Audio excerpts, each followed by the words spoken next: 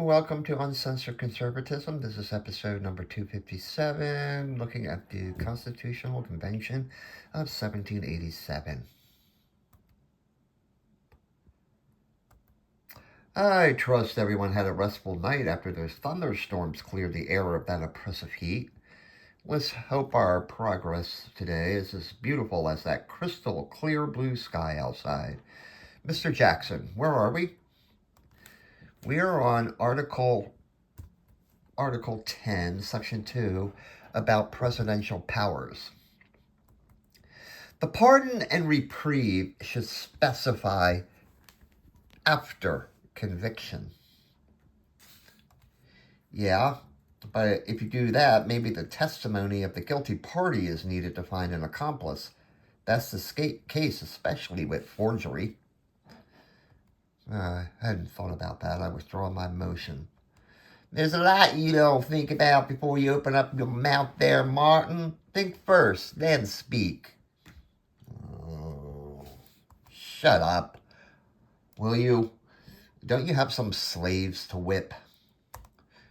If we can get back to business, when the president has command of the military, it should specify that is only when the militia is called into national service. This motion then passed 7-1.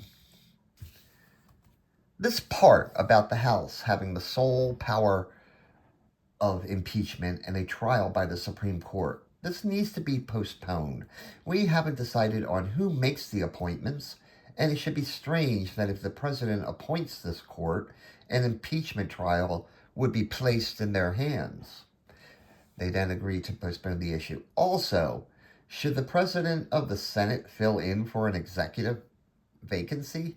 Perhaps the Chief Justice should fill in. See, this is why a counsel to the president is important. If there's a vacancy, then there's no interruption in government. If the head of the Senate becomes the de facto president because of a vacancy, I think that would create a rather weird situation.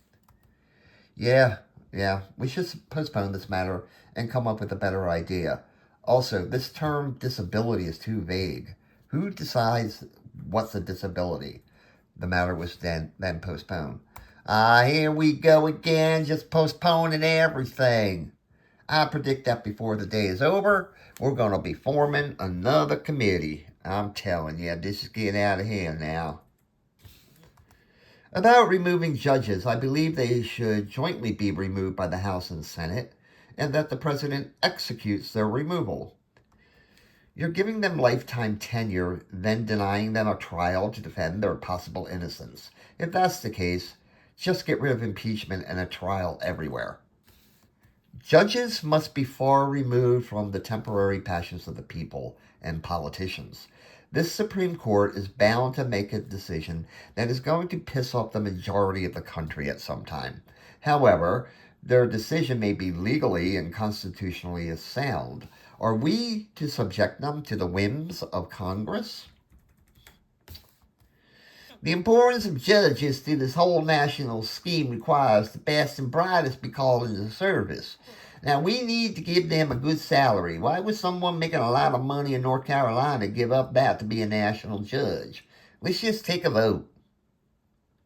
Okay, wait. What the hell is going on? Massachusetts, New Jersey, and North Carolina are abstaining, and why? And Maryland, you back to being divided again. What the hell? Yeah, we seem to have lost 3 delegations from the floor, Mr. Jackson. We have a quorum of states and a quorum within those state delegations to continue our business. We can continue. Can and should are 2 different things. Yeah, I gotta admit that's an odd collection of states to be in cahoots. Under the circumstances, I think we should adjourn for the day. I suggest we call out the militia to drag their asses in here.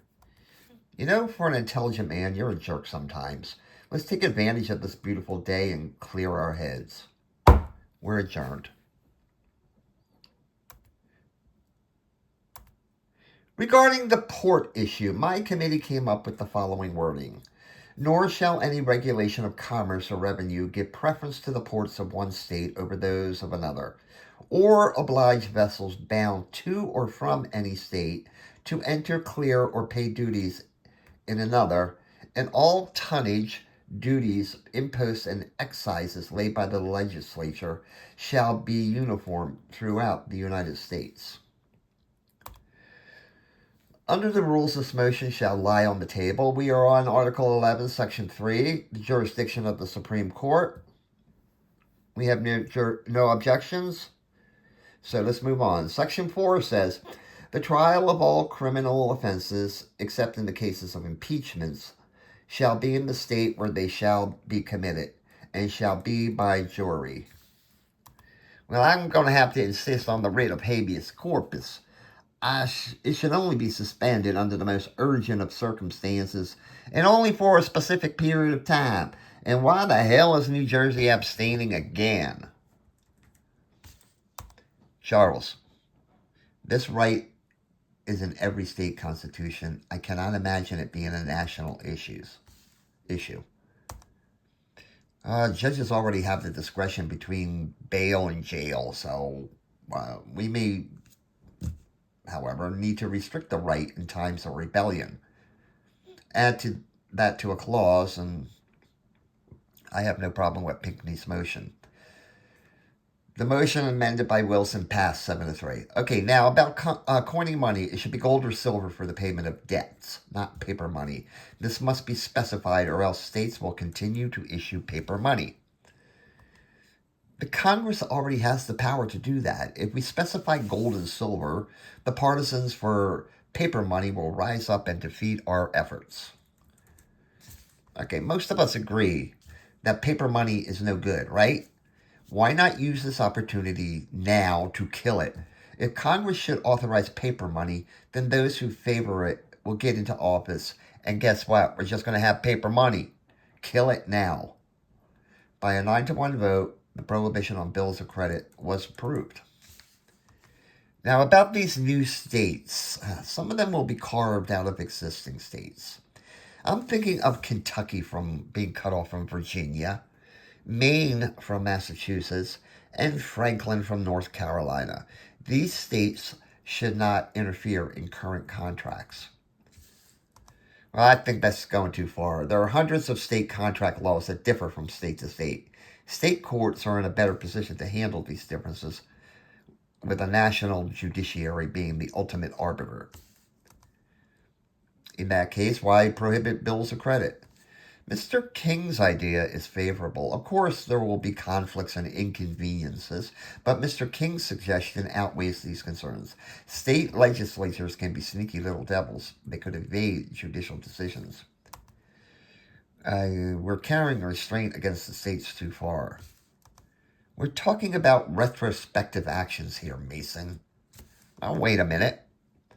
I thought we agreed judges can strike down ex post facto laws. That would take care of the problem. King's motion then passed 7-3. We should move the part about states not laying imposts or duties from its current location, because if we don't, Congress would be authorized to do just that. This way, the prohibition will be absolute. Certain states may be tempted to impose import duties on products where they have a particular advantage. With Massachusetts, it might be fish, and with my Virginia, it might be hemp. These would not be for raising revenue, but for protection of our unique products. Yes, because as it stands now, it requires duties on imports from foreign countries and also among the states. There must be a prohibition on import duties by one state on another state's products. This suggestion was then approved 6-4.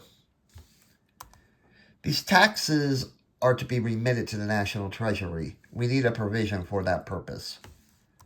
I think we're forgetting something here. These in Western states. They will enter the Union with an economic disadvantage, and if we ever tax them, then they're just going to run into the arms of Spain and England to use the Mississippi River to transport their products. This idea of these new Western states will be the death of this country. If they cannot deal with their own products, maybe they shouldn't be states.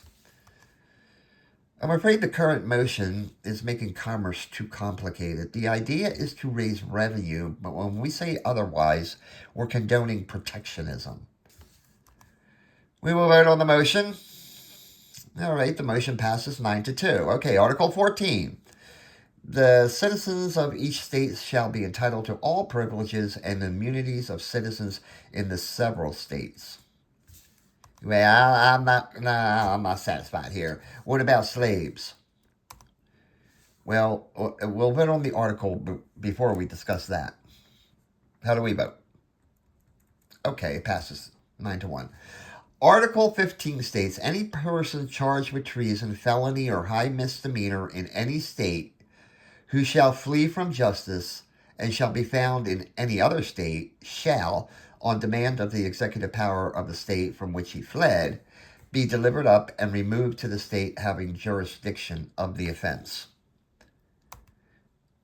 Take out the term high misdemeanor and insert other crime instead. Just what the hell is a high misdemeanor anyway?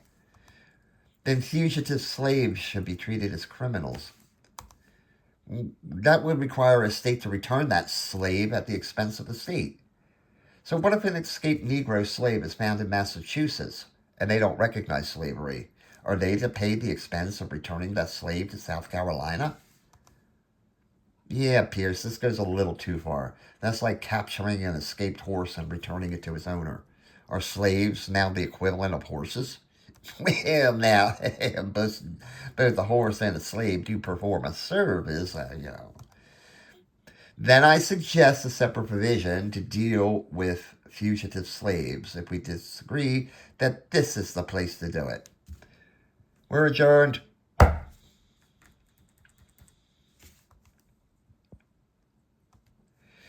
Regarding Article 16, which reads, full faith shall be given in each state to the acts of the legislatures and to the records and judicial proceedings of the courts and magistrates of every other state. I've got to admit, I'm not the smartest man here in the room, but I'm also not retarded either. What the hell does this mean? As best I can tell, the judgments in one state are to be respected in all the other states. Man, it needs to be more specific. I mean, is South Carolina respecting the abolition of slavery in Massachusetts? Is Massachusetts respecting the property of propriety of slave? I have a problem with P words. Propriety of slavery in South Carolina.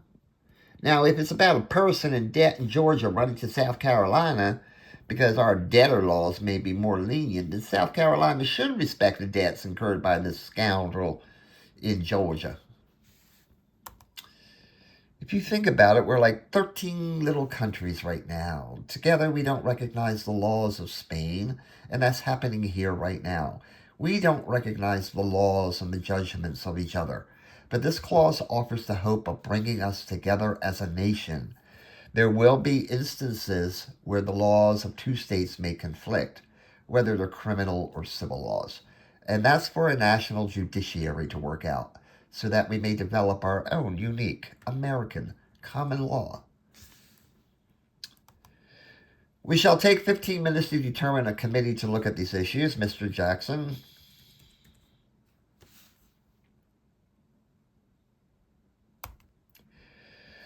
They have chosen Rutledge, Randolph, Gorham, Wilson, and Dr. Franklin. I was reading Blackstone's exposition on the law, and it occurred to me that ex post facto laws apply only to criminal laws, not civil violations. We must make some provision for this.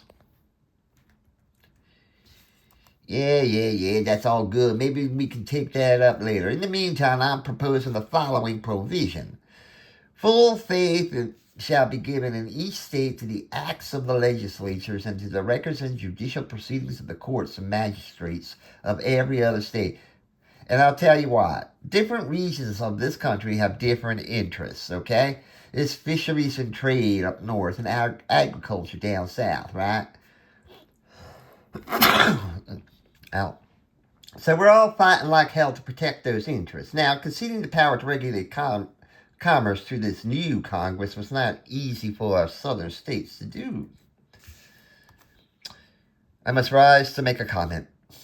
When I came here, I was highly suspicious of you Northerners, especially the New Englanders. Now, it is true that the power of Congress to regulate commerce was a concession, and there is no doubt about that. But the candor of this convention has opened my eyes to the interests and the concerns of people far removed from the safety of my beloved South Carolina. Because of that, I came here against ceding power to regulate commerce to a national government, but will now support it because of my fine colleagues from the North. Yeah, that's a nice speech and not a dry eye in the house, right? But I happen to agree with your second cousin over there. This diversity of interest makes things more complicated than they should be, but interests, no matter how complicated, should be protected, and the idea has merit. Oh, wait, I have a different take, and I agree with you, Chucky, on a lot of things, but not this one. The diversity of interest is the security you seek through this idea. Under the articles, it takes 9, not 7 states to do anything, a supermajority as you're proposing. Your suggestion would simply be a repeat. 5 different interests in isolation, Roger. Put them together, and the differences are regional. Actually, your proposal would only hurt the southern states. We're supposed to form a navy, and those ships will protect your products. Well, I lean toward the supermajority idea of Pinckney. It would protect the interests of the South, and when we talk of the supermajority under the Articles, can Mr. Sherman point to any instance where it has obstructed any business? As for protection, no foreign power is going to invade the South. They die of disease in the swamps, and if northern interests are pushed too far, then we'll simply build our own damn ships. Just remember where that lumber, pitch, and tar come from. Speaking as a southerner, I can say that surrendering the regulation of commerce to this new Congress was most definitely a concession. The differences between the North and South are like those between Russia and the Turks, and look at what's happening there. Constant war. However, I am willing to reconcile our differences, and I cannot support Pinckney's idea. What people like Butler don't understand is that we need the confidence of the people to create a lasting government. Reality dictates that there are particular interests protected. It is when that happens, it necessarily is to the disadvantage of someone else. Now, the South is currently in the minority when it comes to population, but that may not always be the case. But let's assume the North is inferior in numbers in the future. You can almost guarantee they will want this supermajority of votes to protect their interests. Now, this debate's been eye-opening. If every interest of every state or group of states were to be absolutely secured and protected, one would think unanimity would be the rule. We may as well give a stamp of approval to a government of the minority. I'd rather one state or even one region be bound foot and hand compared to rule by the minority. The 9-state requirement under the Articles has created more problems than it hoped to resolve. The disadvantage to the South is temporary. Northern and Southern shipping has increased after independence. Northern sailors are now found in South Carolina and elsewhere throughout the South. Now, we're working to resolve our commerce and trade problems, which will only help the situation. Mr. Pinckney's concerns are exaggerated when it comes to navigation laws. You have allies to the north in New Jersey and Pennsylvania, which have large agricultural interests, like us in the South. The admission of new states to the West will also likely be agrarian. With an increase in our maritime strength, we all benefit. We are all subject to mischief. The extensive land holdings of states with western stretches to the mighty Mississippi are being settled and face the savagery of the Indians. Georgia borders the Spanish colony of Florida to the south. South Carolina has the only port, Charleston, but that proved indefensible in the war. Already ships holding southern cargo are bound for the Orient as I speak. I could not, in good conscience, agree with Mr. Pinckney. Charles, we may be at a disadvantage now, but will we in the future? Well, it appears this entire plan is turning into a monstrosity and a rejection of everything I hold dear that I am not now inclined to agree with it. To deny Pinckney's motion would be yet another nail in the coffin. I'm not going to wade into the merits of this discussion. When every reasonable idea is put forth, we reject it. When every unreasonable idea is put forth, we approve it. We have given in to too many states, regions, or even individuals just to get something done. There are now too many obnoxious provisions or omissions. Unless something changes dramatically, I am against this entire document.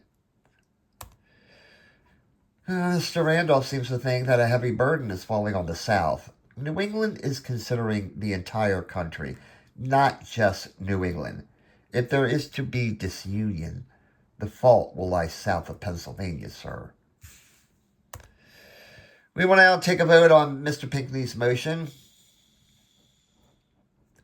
Okay, the motion fails 7-4. Then we shall vote next on the recommendation of the report that a 2/3 majority for the passage of any navigation law be stricken from the Constitution. The recommendation succeeds, 11-0. I propose that Article 16 should read regarding fugitive slaves. If any person is bound to service or labor in any of the United States shall escape into another state, he or she shall not be discharged from such service or labor in consequence of any regulations subsisting in the state to which they escape, but shall be delivered up to the person justly claiming their service or labor. Any objections? Then it is adopted. On Article 17, the admission of new states. I propose the following. New states may be admitted by the legislature into this union, but no new state shall be erected within the limits of the present states, without the consent of the legislature of such state, as well as the general legislature. As to the first clause, no objections. The second clause, I got a problem with this. There are 3 existing problems right now. 2 states are making claims on the free country of Vermont. The area known as Franklin and the Kentucky Territory are the other 2 problems. People from Virginia have settled in Kentucky. People from North Carolina are settling in Franklin. People from both New Hampshire and New York are in Vermont. If they enter the Union, they can do so by union with other states.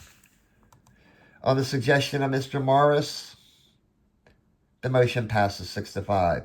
On the article as amended, no. It is unnecessary. The Union should not be allowed to dismember a state. I thought the smaller states would support this because it makes the bigger states smaller.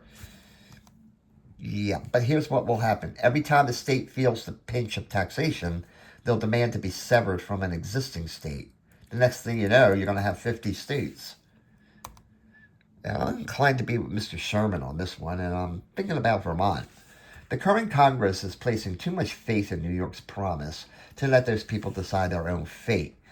But already those bastards in Albany are plotting to make Vermont a part of New York.